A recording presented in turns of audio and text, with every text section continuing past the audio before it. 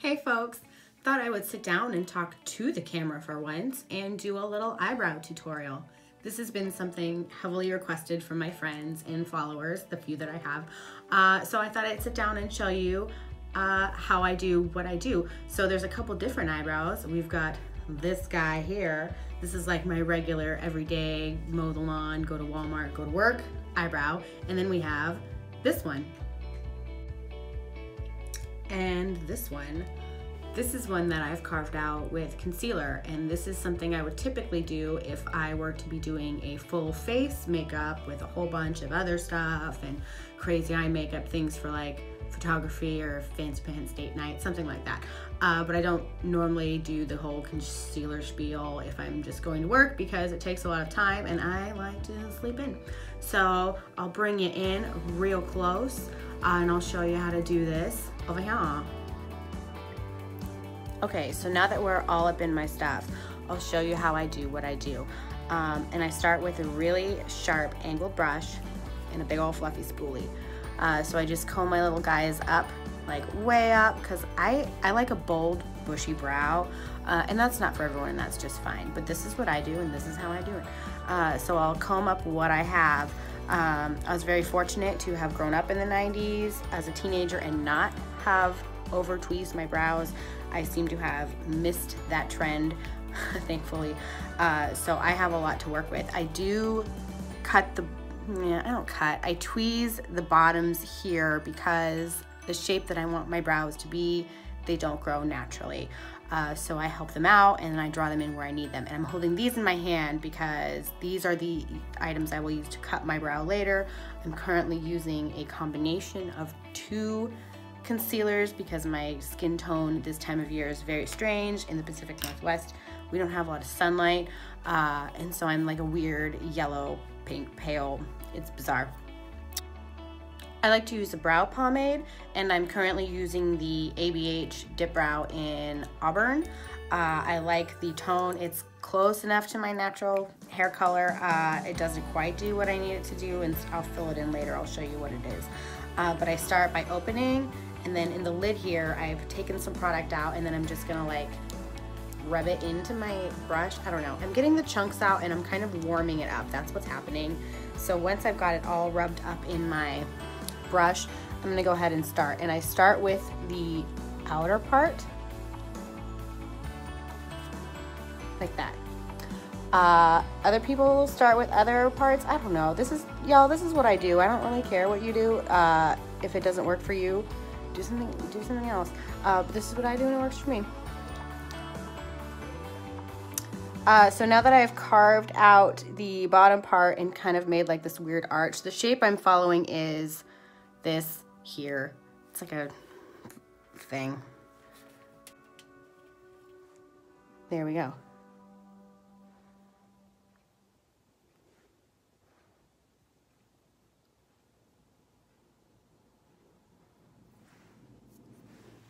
So now that I've kind of made them a similar shape, I'll go back in with what I have left in the lid and fill in the brow shape that I've just made.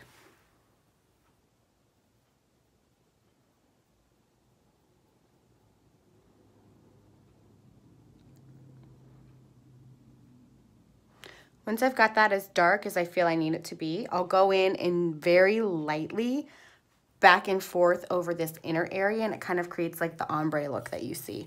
So with just what I have left on the brush, I'll just gently back and forth.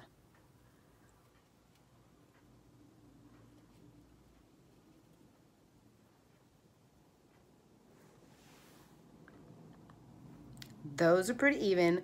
Pretty proud of myself. So once I've carved those out, I'll go back in with the spoolie end and kind of like blend it together, get the little chunks out, kind of make it a little more cohesive. And this would be the finished brow for whatever. But I'm gonna show you how I carve this one out also. All right, so I've got a good amount mixed together here on the back of my hand, and I'm taking a flat concealer brush, and I'm just gonna paint the whole top as close to my brow as I can with a good amount of product. And now that I have it on my head, I'm just gonna bring it down and define that shape. Easy, right?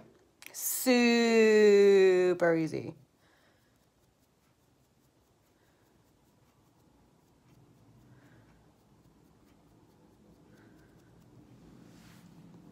So now that we've got the top done, and this is the most attractive I've ever been, with the rest of the concealer I have on the back of my hand, I'll go ahead and mimic what I did on the top on the bottom.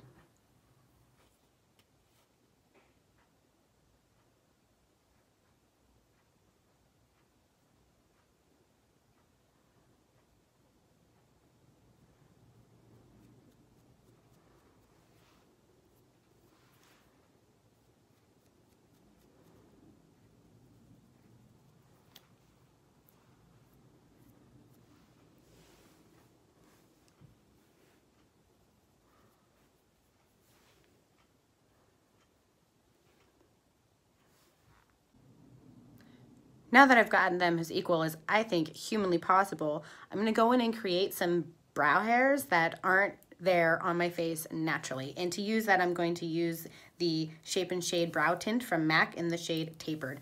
It's really hard to find a good red. There's not a lot of good red range shade. Like there's nothing. So sometimes you have to use what you have that works. And other times you use lip liner, and that is Redhead Life. I like a product like this because it's a really fine tip like an eyeliner, and it's easy to go in and do the individual brow strokes. I know a lot of other people will use the tapered end of their angled brush and take more gel or whatever product they're using and like make the hairs, and I'm not good enough for that, so I like all the help I can get. So I just go in with this guy and just flick little hairs. And you're almost not going to see them, but it just helps add a little texture so it's not just like a shade that's just painted on. It helps it look like there's hair there and not just product.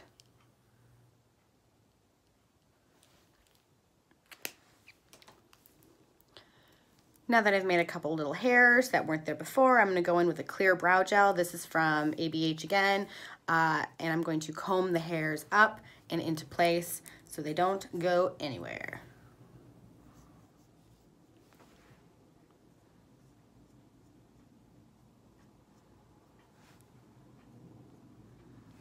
It really doesn't take a whole lot.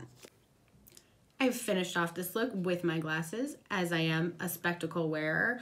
I feel like maybe that is the reason that my brows are as bold as they are, because I feel they need to be seen over my glasses. The lenses in my frames hide a lot of the work I put into my face. Maybe it's a metaphor for life.